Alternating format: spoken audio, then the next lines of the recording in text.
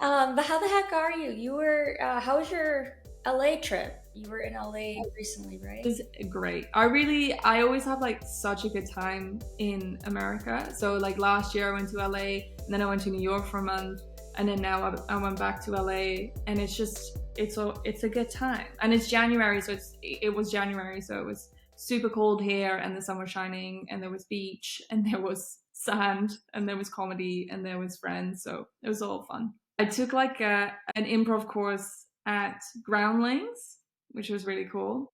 And yeah, just like learned a lot. I do improv here, but it's slightly different because it's just.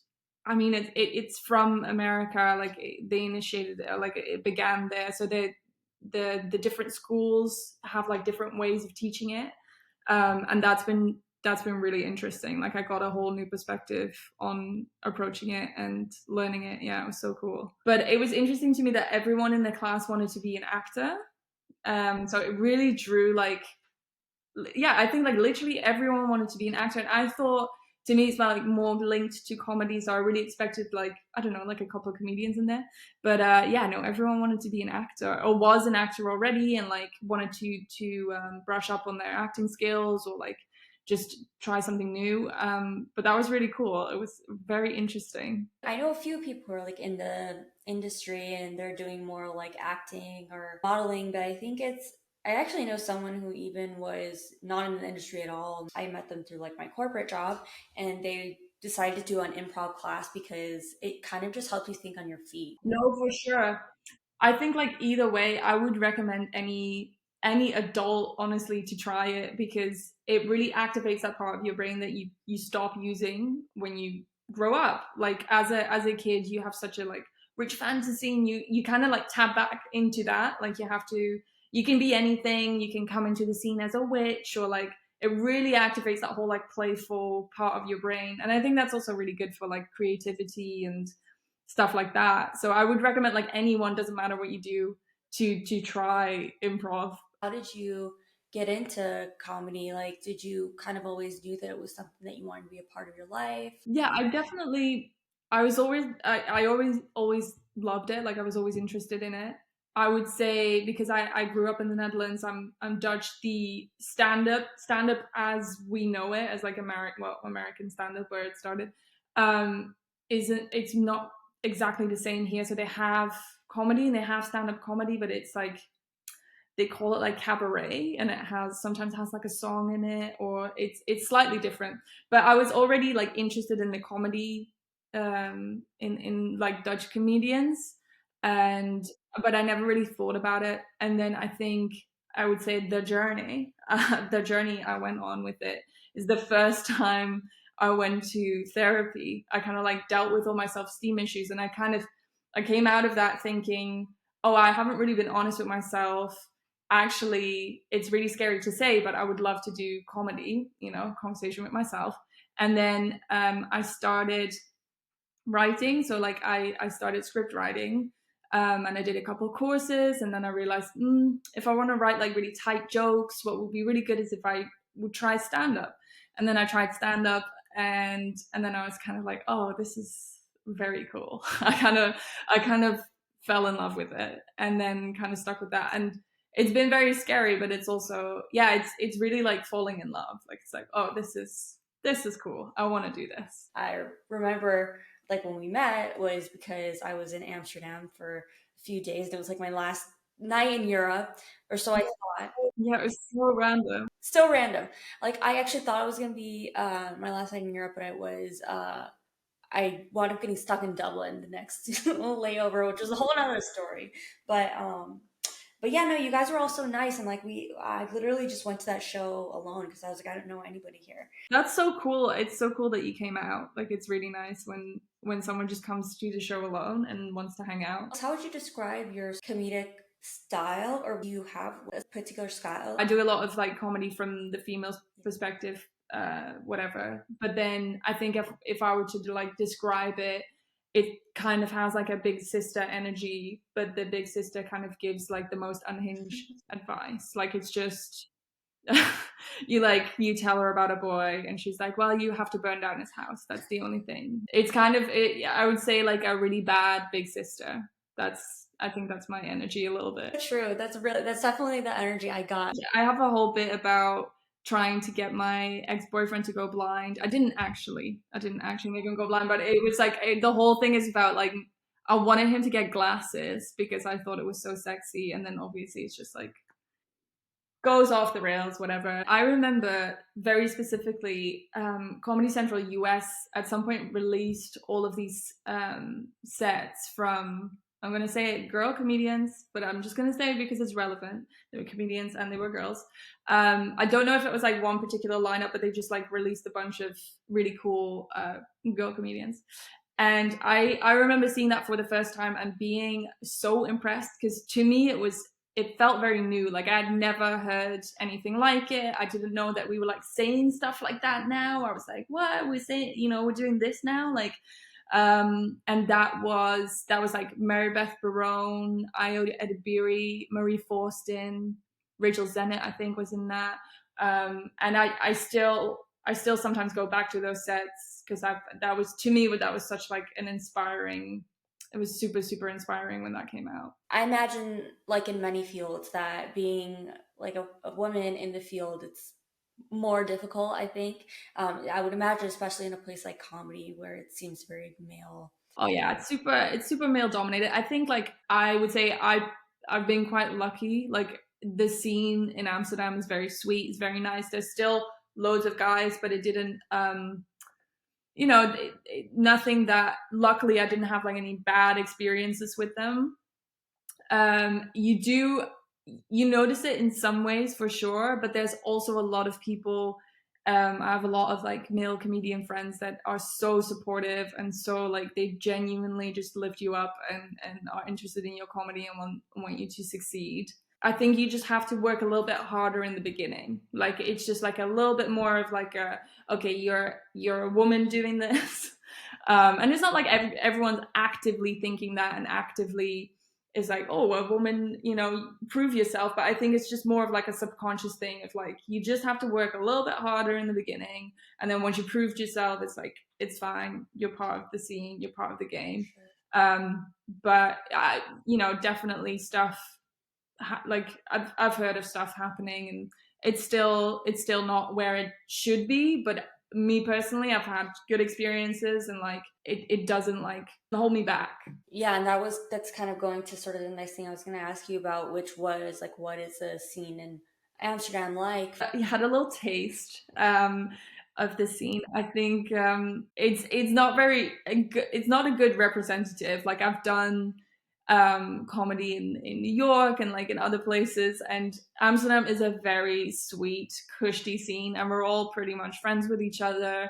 And there's lots of like it's quite a lot of stage time going around, and you can work your way up very quickly. Like you can work your way to 10 minutes or 15 minutes, which is it's quite a lot in quite a short space of time. And yeah, it's a friendly vibe. Yeah, you're still like in competition in some ways that yeah, you're like fighting for a spot or you really want to do that particular show or whatever.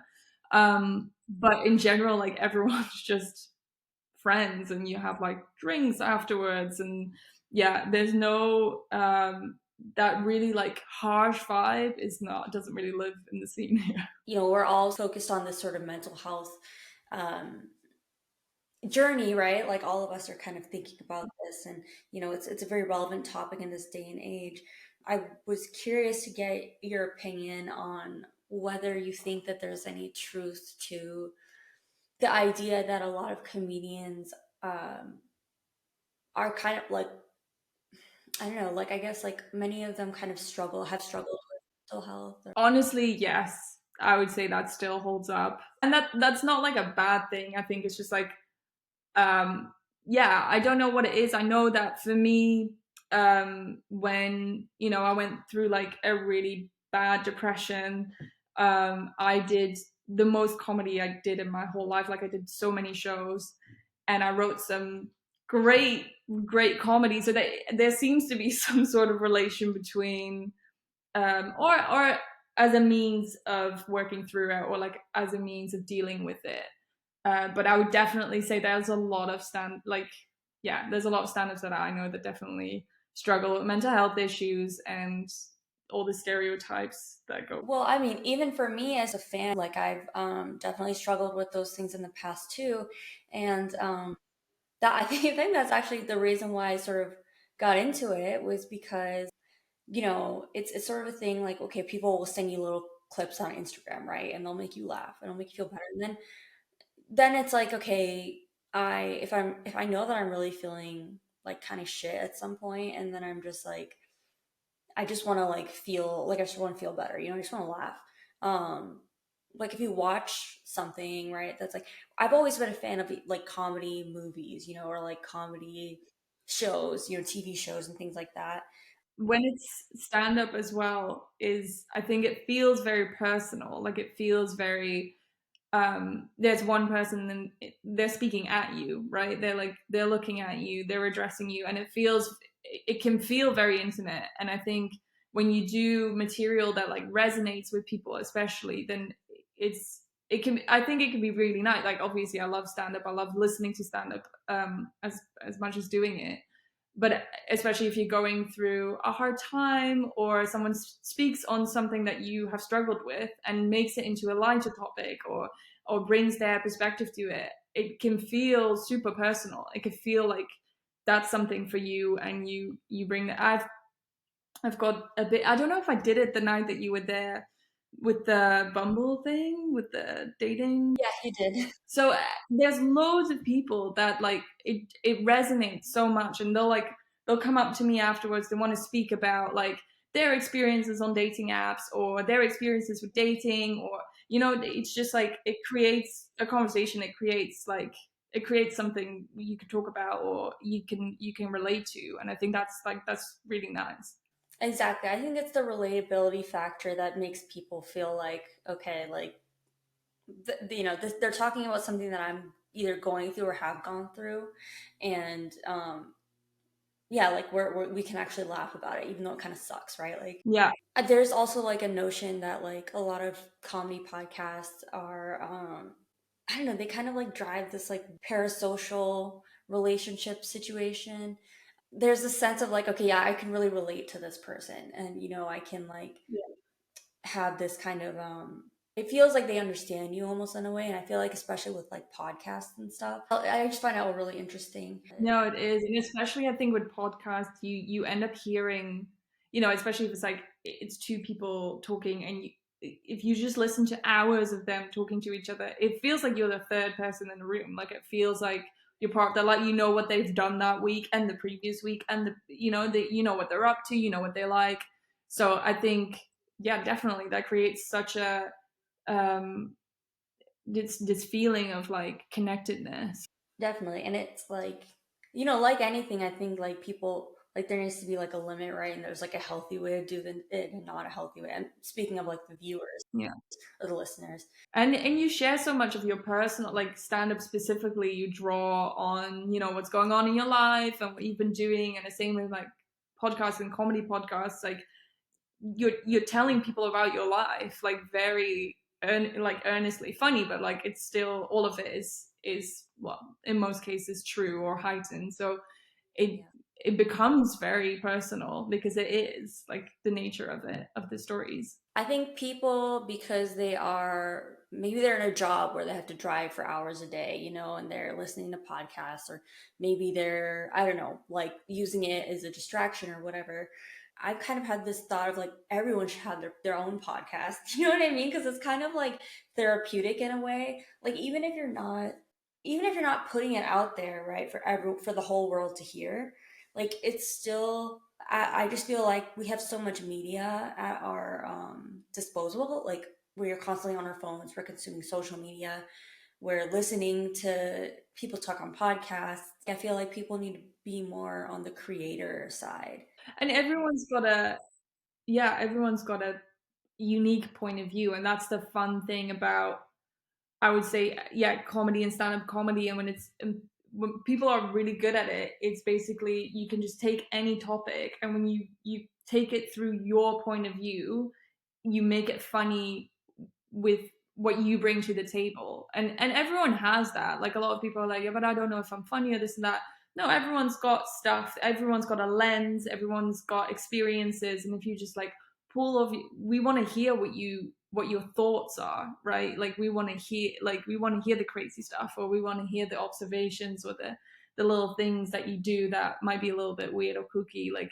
And everyone has that. Everyone's got a personality, everyone's got experiences, and everyone's got that, like, everyone's got something to say for sure. Do you think that like you were kind of the person who people have always thought, like your friends and stuff have always thought you're like funny, or do you think that because I've heard some people say, like comedians say that like comedy can't be taught.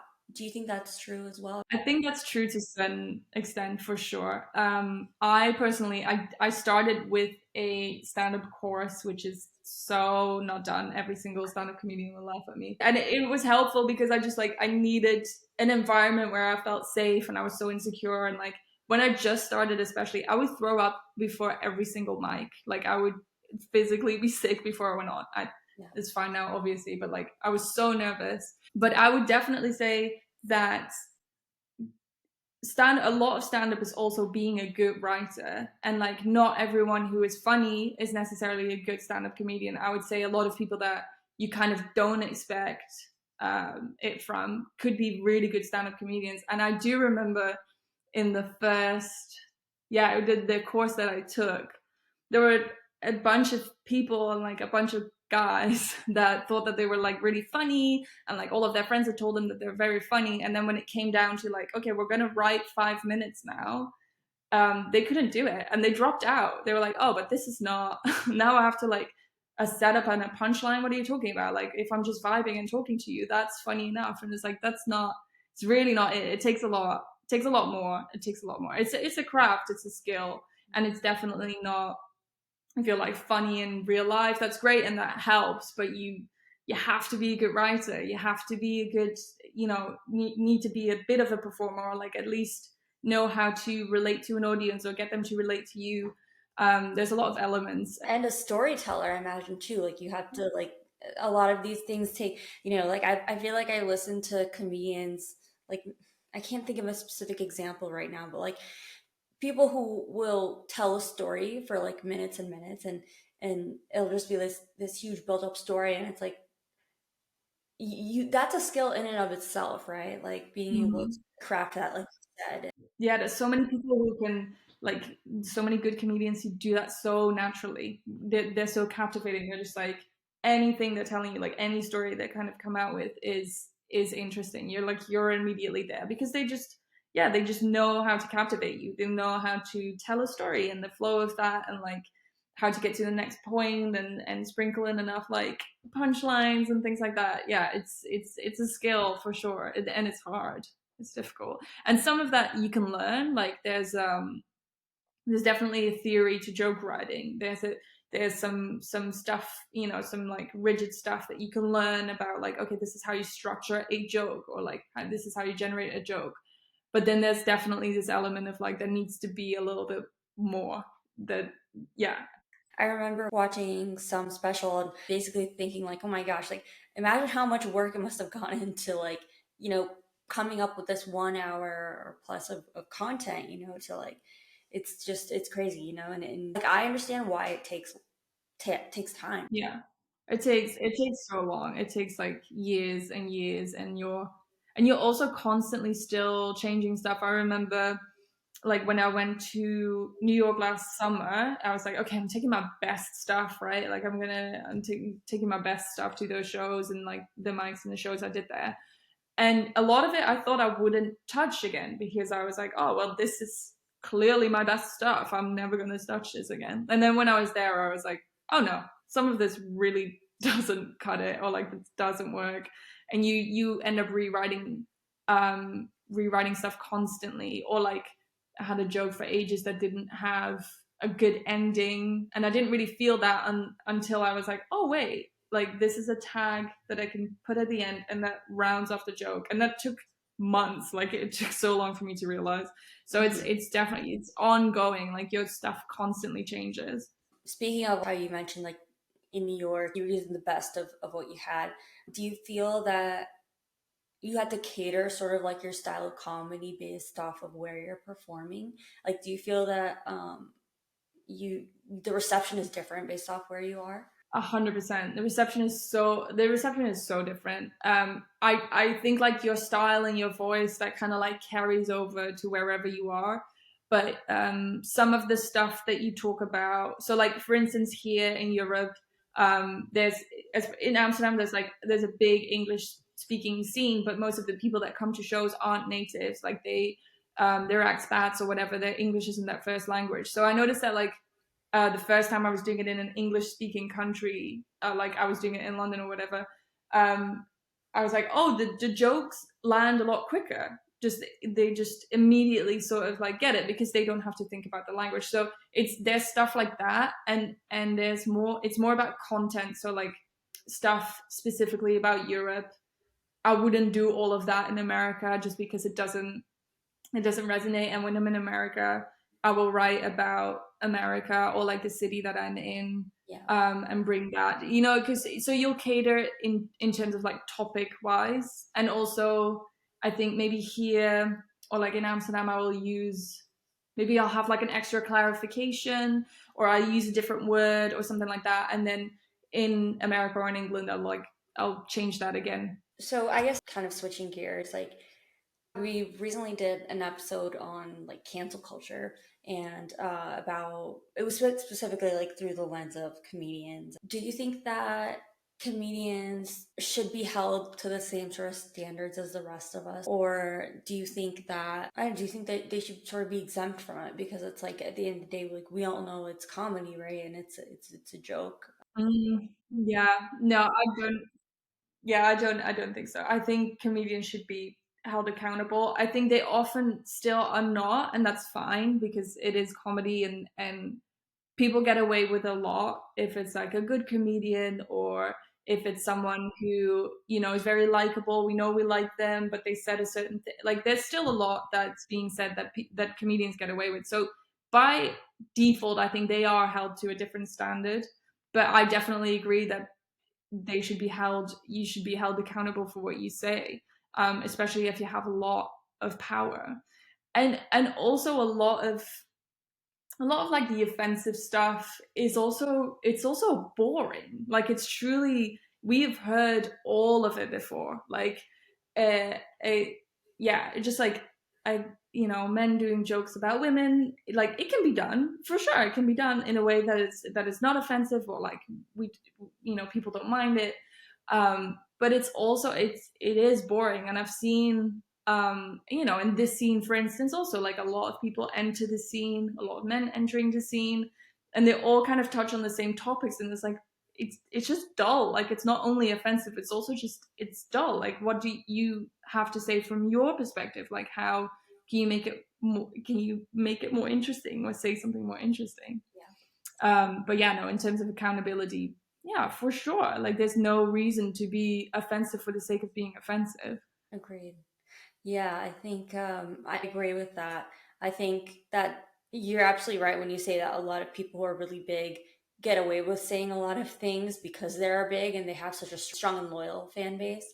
Yeah, no, for sure. It's still, a lot of people love to be like, oh, you can't say anything anymore, or this or that. It's not true. Like people say stuff all the time, that's still offensive, and just because we now maybe have a little bit of more of a radar for that kind of stuff, or someone's like, oh, actually, I do not like this at all, and I think it's offensive, doesn't mean that like, oh, every comedian is at stake now, like their Yeah, career is at stake, because yeah, still true. stuff is being said.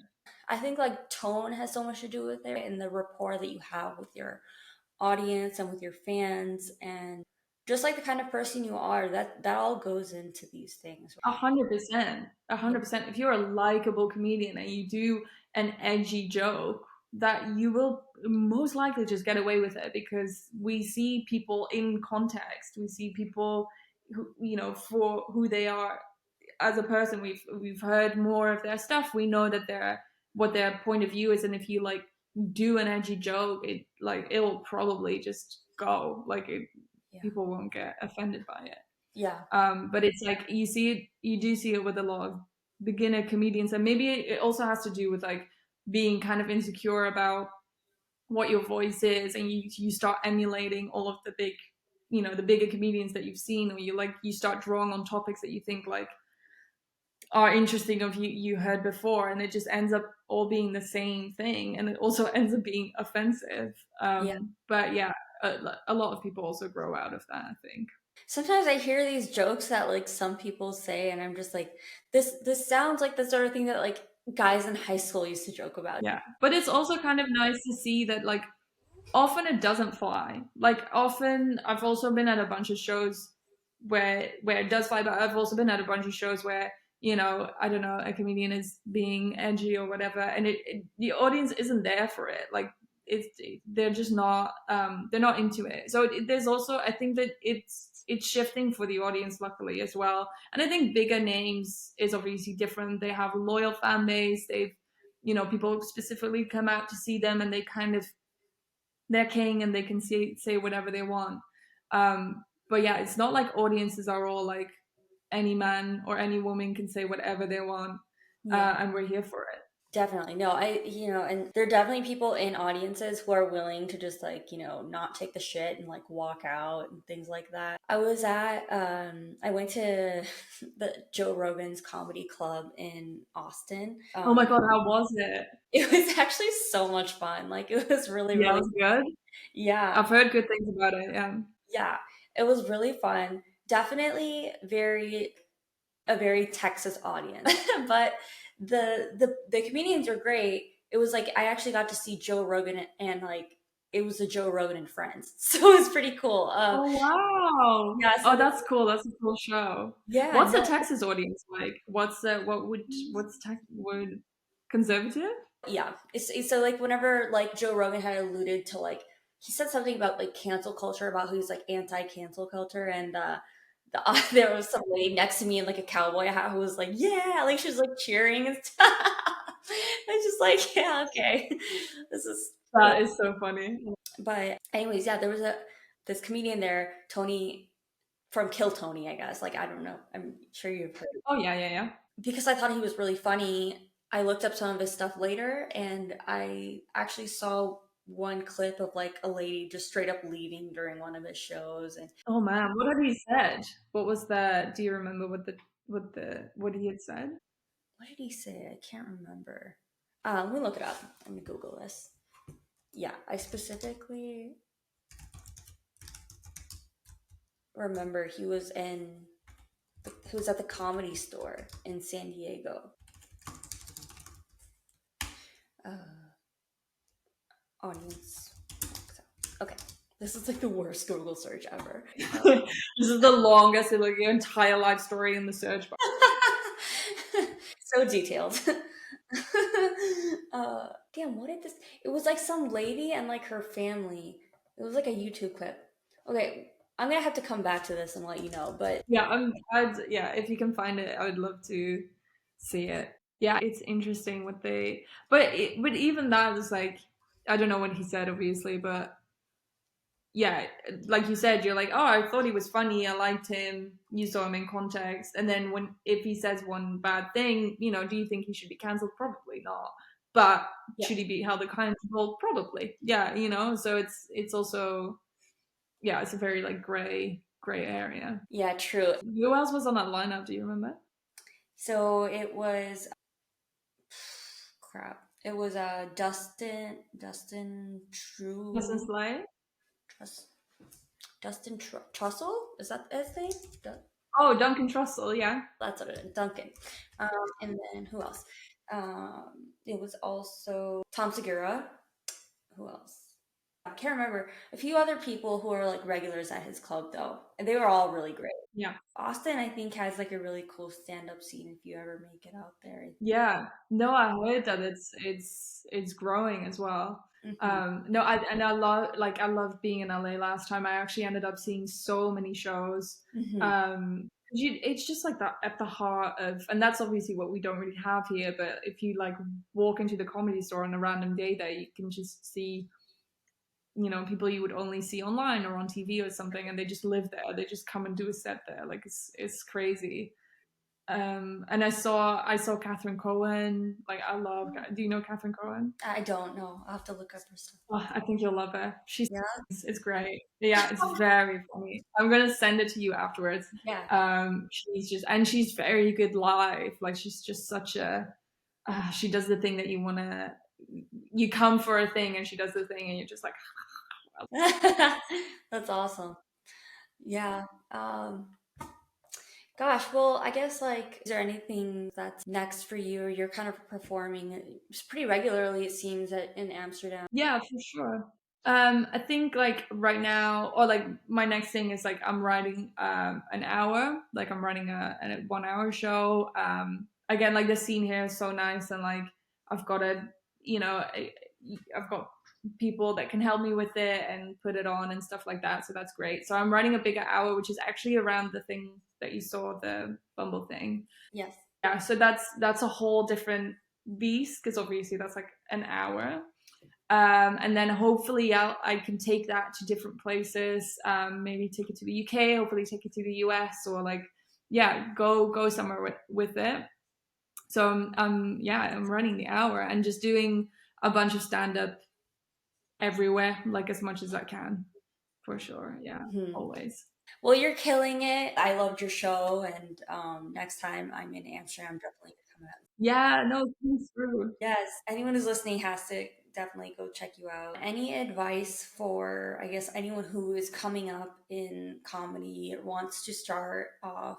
Yeah, I would just say do it as well, because there's such a barrier to doing it, because it's so scary, and it is so scary, but the only way to get better is to actually do it. So I would definitely say do it, especially like women, get out there, and if you're interested in comedy, don't let it deter you. It's not that scary. You will survive. It's okay. So yeah, definitely. It's one of those things where if you're thinking about doing it, do it, and don't let the fear of it kind of hold you back, because you will get better, and it'll take a while. But the only way to get better is to actually perform and do it. The problem is that you can't be a good stand-up by just writing. You have to write it, and then you have to do it, and then you have to go back. So you have to do both. But yeah, it's so fun, and yeah, I would just recommend everyone doing it if they are interested in comedy. Thank you so much, Izzy, for the advice and for taking the time to come on. No, thanks for having me. So nice to see you again.